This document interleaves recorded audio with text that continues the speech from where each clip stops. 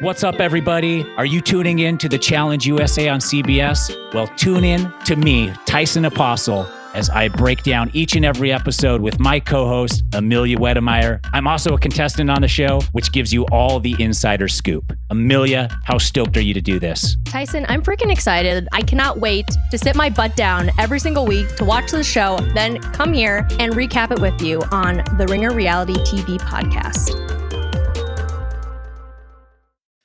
This episode is brought to you by Reese's Peanut Butter Cups. All right, it's official. I think I've discovered the ultimate coupling of all time. Like any good relationship, they really balance each other out. One is super sweet, and the other, well, they can be a little nutty sometimes. It is, of course, Reese's Peanut Butter Cups, the perfect combination of peanut butter and chocolate. So perfect, some would call it true love. Find Reese's now at a store near you. This episode is brought to you by eBay Authenticity Guarantee. eBay knows that when it comes to jewelry, authenticity is the real gem.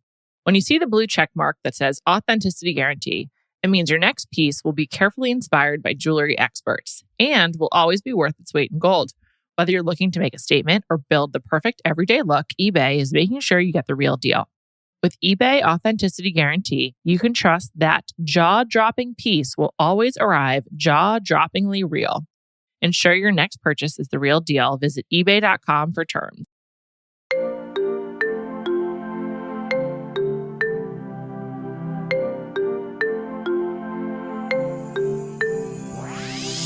Welcome to Bachelor Party. This is the B-side. I'm Juliet Litman. There's some important news that I need to address since Callie and I spoke on Monday evening. Other than that, we've got some bits and bobs. Lots going on in Bachelor Nation. I'd say it's fairly busy for the doldrums of summer, but, you know, that's why we're here. We live for this. And to discuss it all, I'm joined by my colleague, the one, the only, Amelia Wedemeyer. Hi, Amelia. Hi, Juliet. How are you? Oh, wow. Jinx. I'm doing great. How are you? I'm doing well. I need to address something. Something Yes. Was said on Monday night between Callie and I. I was so sure of myself, and many people have pointed out how wrong I was. Amelia, I was certain that Jesse Palmer's wonderful French pronunciations and seeming just facility with the language was due to him being a consummate host. I was certain this broadcaster was just rolling with the punches. And I was like, no, he doesn't speak French. And thank you to the many, many people pointed out how wrong I likely am. Jesse Palmer is Canadian, as we know, because we discussed that when he came on Bachelor Party, and I was forever impacted by his beautiful green eyes. As a result, as many people pointed out, he is from Ottawa, where many people, as they go through school, study French. So Jesse probably speaks a little French, if not a lot. So Cool. Jesse, I apologize for underestimating you. Canadians, I apologize for forgetting about this wonderful fact of Canadian life. Sure. I wish I was like approaching bilingual. That seems cool. That would be cool. I mean, I will say we did get a few comments in the DMs. However, I do want to bring this up. One, I don't find it that big of a deal whether or not he speaks French. So I don't think it's warranted to be like, actually. I got a lot of messages about it, like way more than I usually do. Yeah, That's weird. I don't know why it's weird, but whatever. I'm glad to be corrected. No problem being wrong on this podcast, but people were passionate about explaining that Jesse speaks French. They are, and what's interesting to me is that they will say that they will DM the Instagram or Bachelor Party Instagram, and then they'll spell your name completely wrong. They'll spell it in the French way. Like, with two T's. Yes. And I want to be like, okay, well, if you're going to complain about this, maybe you should get the spelling of the host's name correct. But I mean, whatever. I appreciate you, Amelia. That's why you're a great teammate. Always got my back. Just saying. So, Amelia, you were the president of the Jesse Palmer fan club long before I came along. How are you feeling about him in his second season? It's hard because I think for any host, this is probably, it's a great gig. Sure. Do I think Jesse is contributing in any meaningful way? Not really. I say that with all peace and love. I think he is a fun host. I love him on the Food Network, but he's really not doing anything other than just like happy to be here, happy that the check was cashed and you guys can do whatever the heck you want, which is like whatever, that's fine. But I don't really think he's adding anything. And again, that's not even I mean, I guess it is a critique, but it's just like we don't even really need a host for this show. And so in a way, he's doing his job. One thing I've been considering. Yeah. Is it time to just have the like faceless voiceover, like The Circle? You know, like the way that Michelle Buteau is like the voice of The Circle. Sure. Should there just be like the voice of the cruise, the voice of the mansion? Oh, like, the voice of the... Yeah, that would be cool. Similar to Too Hot to Handle, the way they just have like the Alexa. Like the lava lamp. Yeah, the Alexa. Yeah. It's like, Alexa meets lava lamp. I always assumed that the Alexa lava lamp was to make it easy to translate because it's very easy to dub over Alexa versus a human. Sure. That was just always my guess. But oh my God, my Alexa is speaking in the background because I keep saying Alexa. Oh my God. My that's bad. funny.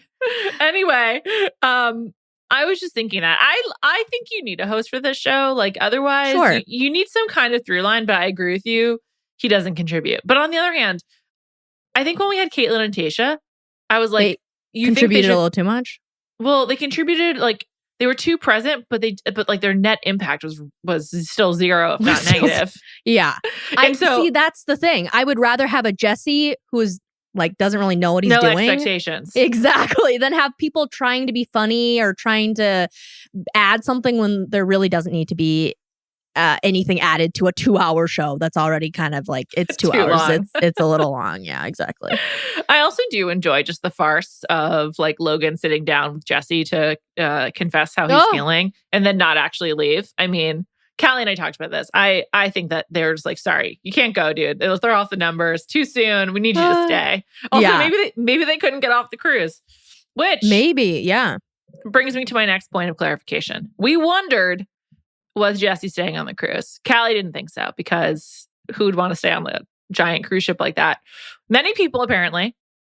I did some research. Jesse, in fact, did stay on the cruise. He's a man of the people. He's a man of the people. He really is.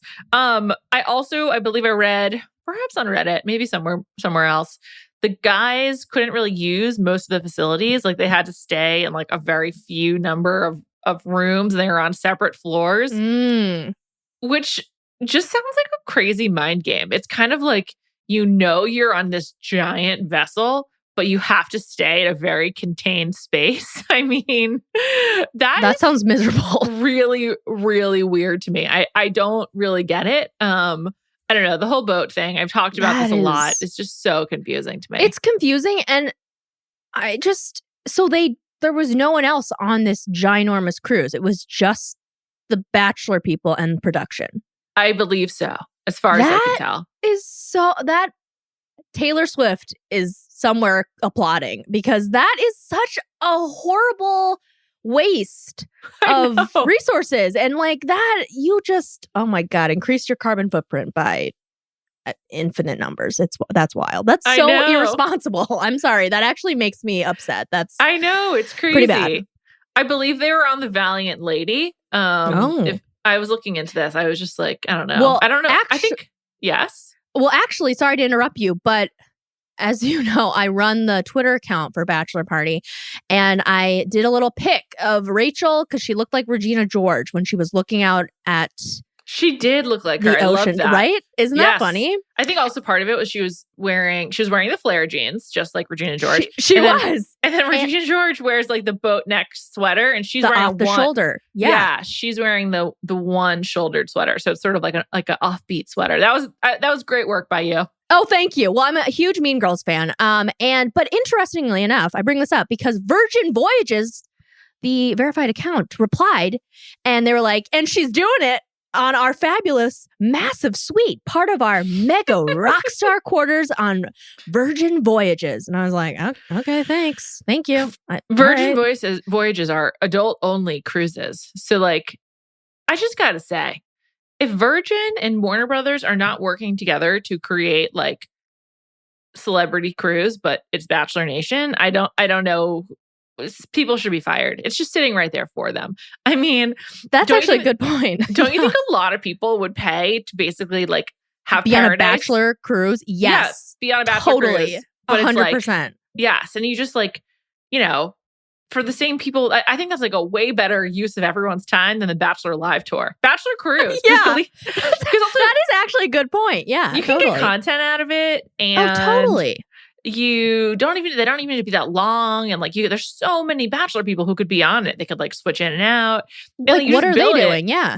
You bill it as like it's real life paradise, but on a boat. And you're giving them free stuff. Yeah. Free ads. Oh my God. That really does. Because I know that the Property Brothers had a cruise. I know Backstreet Boys had a cruise. Oh, Amelia, I'm very familiar. I have a personal prohibition against going on cruises, but I've watched a lot of YouTube videos of the Backstreet Boys cruise as a super fan. So exactly.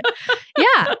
And they could do like little offshoots of like, meet Franco Lacosta and have him style you or like some dumb stuff like that, Or getting to reenact some of the dates they've done, like on the Caribbean that would be or whatever. Fun. Yeah. Especially if it's like adults only. Like I don't know what we're doing if not the Bachelor cruise. So Warner Brothers, you're welcome. Get on it. All right. Some more bits and bobs that I want to hit. So Hayden, I was worried. I'm not a dog person, so I'm also not a sociopath, but I'm not a dog person. I was worried that my lack of empathy for like someone's pet being terminally ill was clouding my opinion about Hayden. So I was delighted to see the fan reaction this week. Just be like, this MFer who's citing his dog. I was really happy about that. So thank you, Bachelor Nation, for being sane in at least one respect. It's pretty disgusting the way he used his dying dog as like a prop to propel him forward in the weeks to come. And not only that, but just like if you really cared as much about your dog as you say you do, you wouldn't be on The Bachelorette. Like, seriously, it's just, that's crazy also, to me. He brought the dog's like favorite chew to him, depriving the dog of his toy. Truly, that's so messed up. It's so bizarre. And so then he apologized on Monday night. However, plot twist, he's deleted the apology. It's gone. It's gone. It's nowhere to be seen. It's just absolutely sociopath behavior. He's the sociopath, not me. Right. Yeah, it's truly shocking. I don't even know what to say, but I just wanted to note it because I thought it was such a ridiculous turn of events. In fact, I didn't even realize you told me about it, but like, he's got to be one of the most hated people to ever go on the show. I think like universally reviled. There's nothing redeeming about him. And the thing is, there really doesn't need to be a discourse around him either, because I think sometimes there is discourse around these people. There was discourse around Greg. You remember that whole thing? And, et cetera, et cetera, et cetera. But for Hayden, it's like either you're a sane person and this man is just plain psychotic and evil, or you're his mom and you're like, I love him. You know what I mean? It's just one of those things. I think the combination of him being mad at Rachel for not responding the way that he wanted her to. Oh. And then obviously comparing her to his girlfriend and allegedly making comment about Rachel's breasts, and then calling Gabby rough around the edges, and also not understanding that just because you do like a self-deprecating joke, doesn't mean that like you're giving other people permission to use it against you. There's really like no way to flip it to be like, well, actually, like the production just made him look bad. Like that's what I think you were getting at with like Greg and other people. Totally. Yeah. But Hayden just said a lot of really just ugly things. So really vile. Just like, how dare you say that? Yes. Like, you suck. Like there's nothing else to be said other than there is no excuse. You're a shitty person and I never want to see you on my television ever again. Yeah. Agreed. Gabby and Rachel appeared on Bachelor Happy Hour, the official Bachelor podcast, earlier this week. They said something really important that many people have been wondering about. So week 2, as you probably recall, Rachel sends home Jordan, the drag car racer. Oh, yes.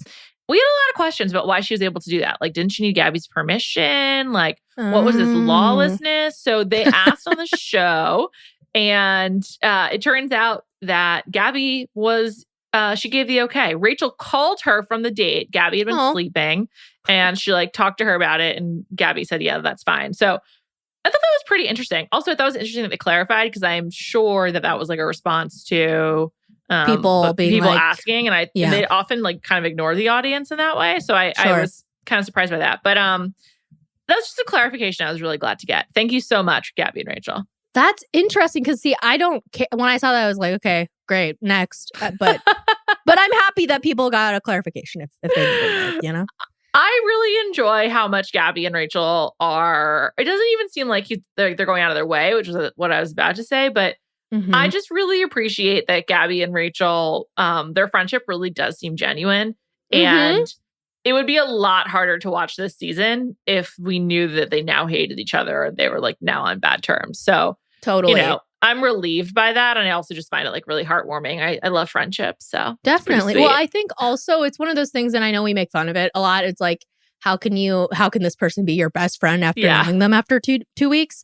But I do think in life, and I've had this happen numerous times, and I'm sure you have as well, where you meet people and you just like click right off the bat. And I think these two girls just clicked. And not only that, they are bound by trauma from a one Clayton, whatever the heck his last name is, who, can I just say really quickly, because I haven't been on this podcast in a while, the amount of people becoming upset over the quote unquote, I'm not going to call it bullying, but the perceived bullying that happened in the first episode, where like those teens were singing a song about how he sucks and stuff.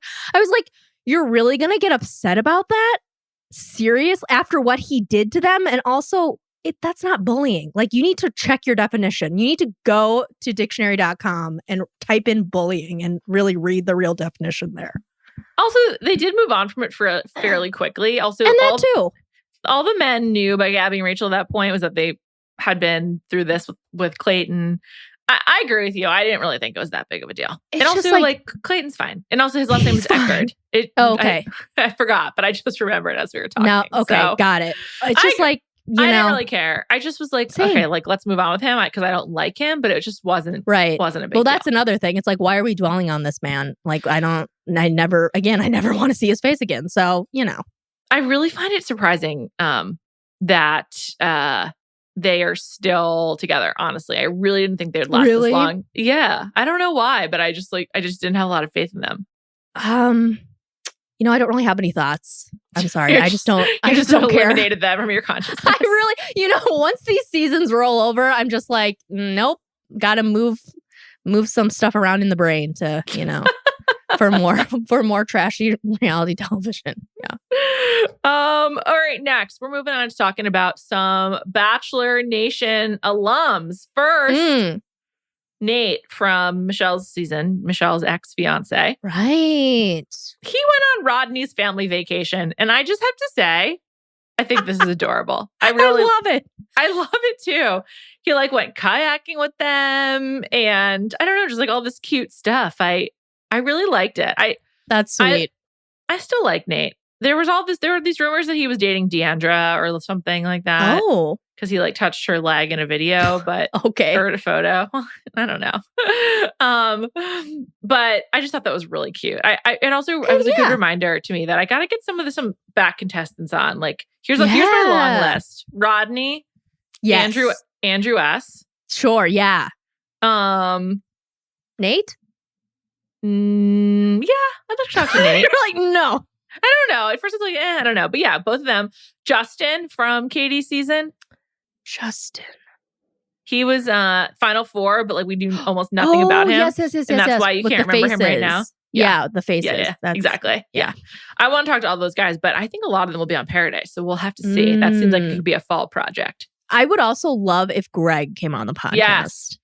Me too. Would love that. I'd also love to have Greg as well. I feel like he would say some great stuff. So. This episode is brought to you by eBay Authenticity Guarantee. eBay knows that when it comes to jewelry, authenticity is the real gem.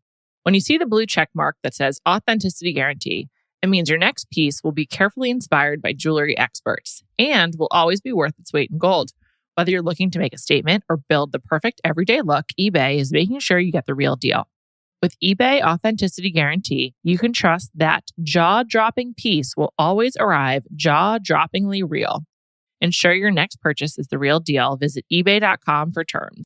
This episode is brought to you by Visible. Maybe you've already let your New Year's resolution slip. We all have, but you can still make a 2 year's resolution with Visible. Right now, you can get a one-line wireless plan from Visible for just $20 per month for 24 months.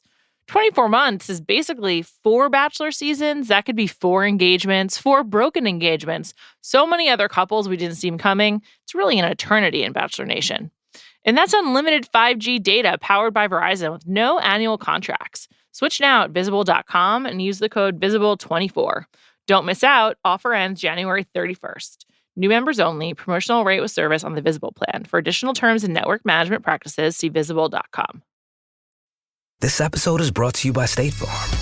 You might say all kinds of stuff when things go wrong, but these are the words you really need to remember. Like a good neighbor, State Farm is there. They've got options to fit your unique insurance needs, meaning you can talk to your agent to choose the coverage you need. Have coverage options to protect the things you value most. File a claim right on the State Farm mobile app and even reach a real person when you need to talk to someone. Like a good neighbor, State Farm is there. Katie and Nick Viall got into yet another spat. Do you know what happened with that? Kerfuffle. All I know is like, honestly, I watched the video and it was such like a non thing, but people made it into a bigger thing than it really should have been. And it was just like, she was like, he doesn't support me. And Nick was like, I don't like you. And then his girlfriend came in and was like, I have the text receipts and I'm going to spill the tea. So that was it, kind of. Just tedious. Nick has a book coming out. And as a result, he got like a profile in the style section of the New York Times. I assume this will be in Sunday's paper in a few days. It's also available online if you want to read it. It's available online. Yes, that's how I read about it. Same. And Nick is a friend of the pod. However, I would say the journalist who wrote this, Anna Peel, cannot possibly like Nick because I would say she had some really savage moments in this piece. I mean, I was kind of shocked. Really? I don't know why. I don't think the style section like usually is this cutting? Yeah, like it's usually like a safe place to be interviewed.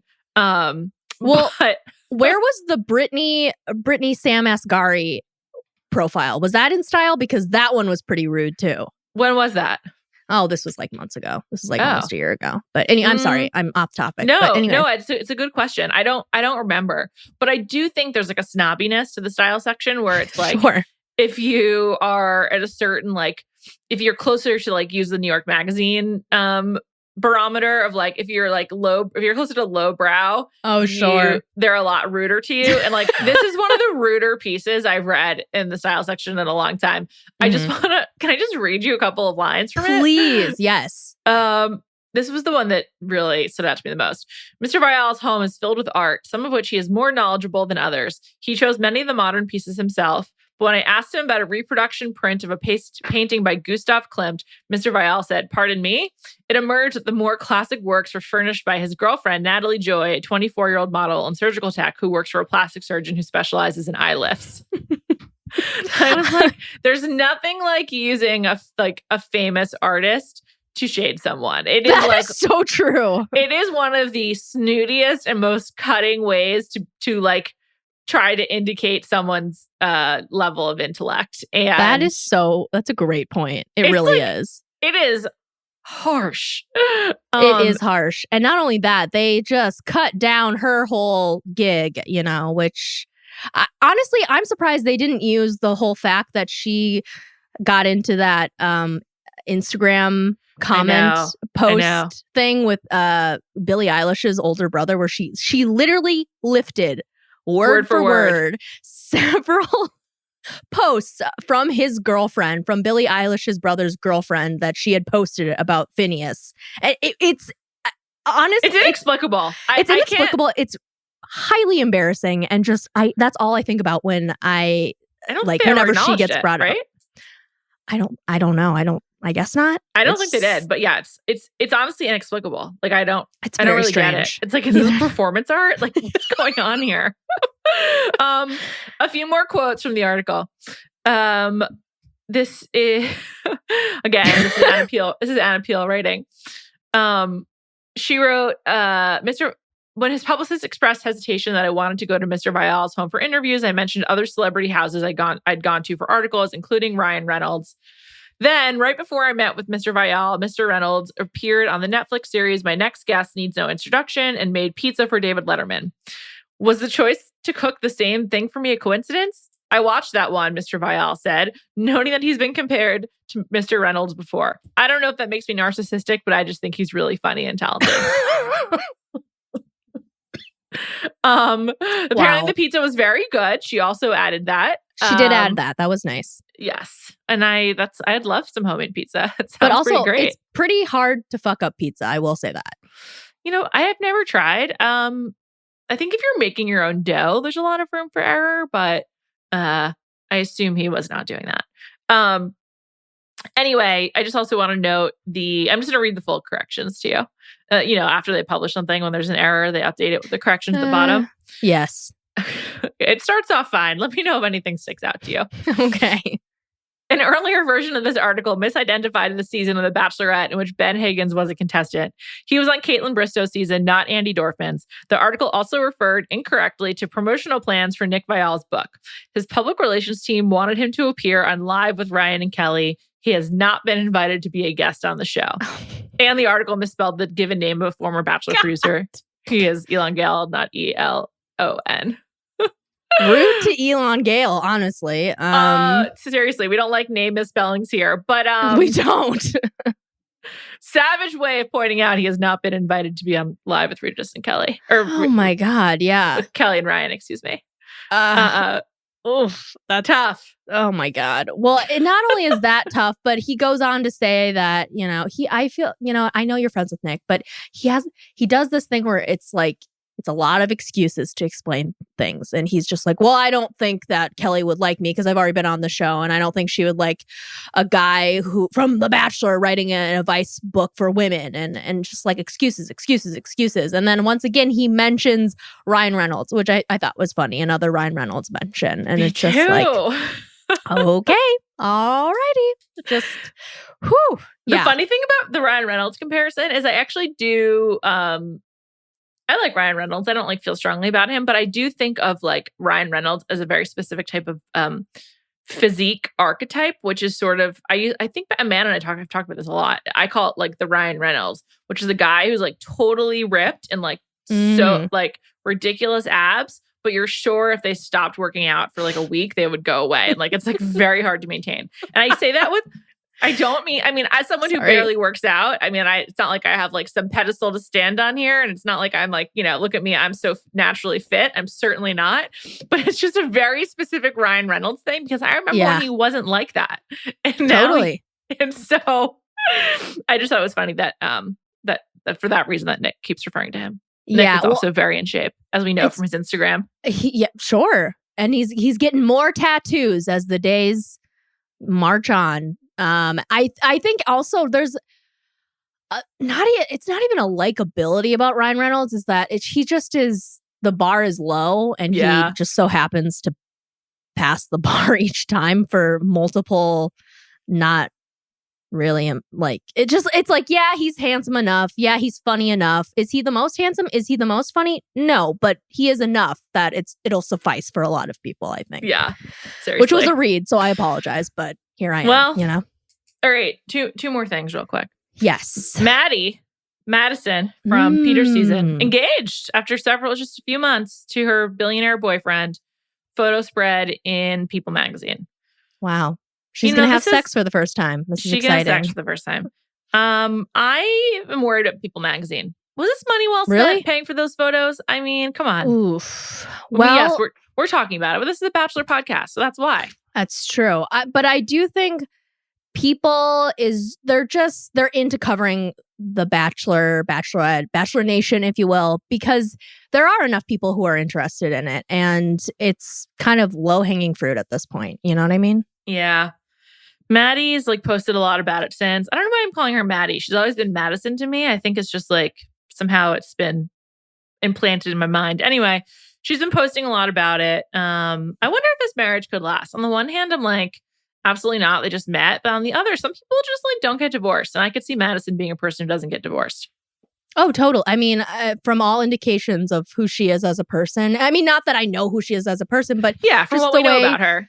Yeah, exactly. I can definitely see that. But I mean, you know, happy for them. Good luck, I guess. Also, it's really funny because like you bring up, for some reason, you saying Madison brought up another Instagram kerfuffle, if you will, when she, remember, it was discovered that she was, yes, she had a secret Instagram, a Finsta, where she was saying like, Maddie, you are so real. Genuine and real.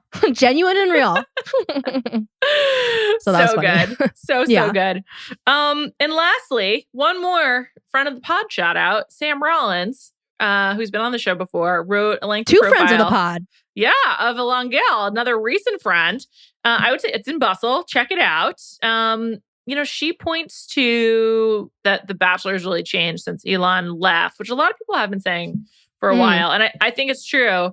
Myself, definitely. I mean, there's also some other factors, but I do think like he had a very specific approach, and the leads always really liked him, and the contestants too. So and true. It's definitely worth reading. And I also want to mention it because F-Boy Island season 2 just wrapped. And have you watched that? Yes. Did you watch all of it? I'm on the second to last episode. So almost there. If you want to spoil me, I don't care. That's fine. No, I haven't finished it, but I want to ask you. Yeah. What is one lesson that The Bachelor or Bachelorette with its dual leads could learn from F-Boy Island, which has 3 leads? I mean, I don't really think there is anything to learn because I think they're kind of doing it in the way. It is interesting that there was never any drama between, because there are 3 leads and there was only, I don't even think there were like 20 guys even. There may be like 16 guys or something. Or maybe there were 20, but it didn't feel like a ton. Exactly. And you could remember all of them.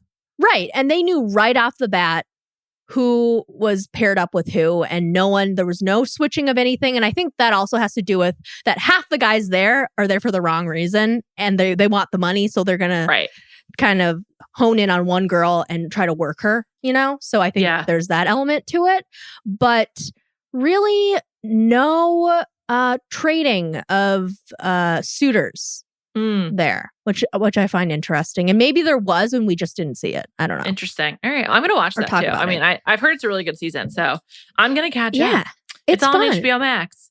It is on HBO Max. Yeah. For now, at least. For now. HBO Max is like removing shows. It's very I strange. know. So you got to watch it now or never. Get on it, people. Yeah.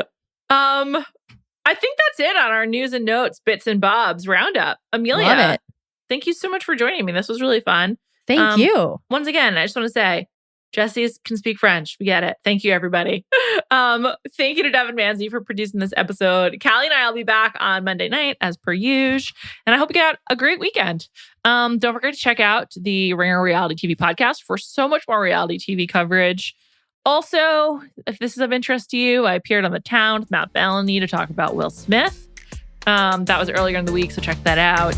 And that's it. Hope you're not sick of my voice. Have a great weekend, everybody.